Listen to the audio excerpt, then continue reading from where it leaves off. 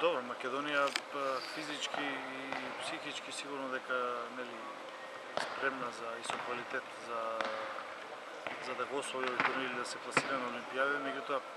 кажав претходно, пак ќе повторам, единствено плаши оној момент кај што прв пат настапуваме на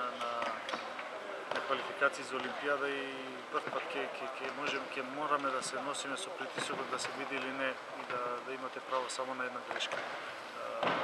Квалификации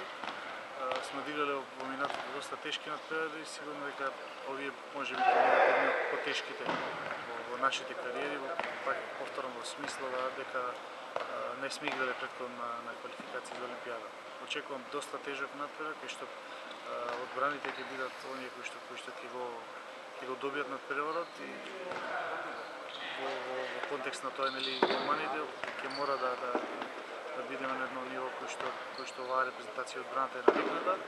така да се на секоја ќе се собере, мислам дека не очекува еден пеколно тежок квалификацијски турнир со многу, как да кажем, емоции од наша страна и со многу давање. Се надам дека на крај ќе успееме да однесеме Македонија конечно на Олимпијада. Анализирана е Унгарија, од кого Борко Ристовски најмногу стравува и каде е нашата шанса на тој меч со Унгарија?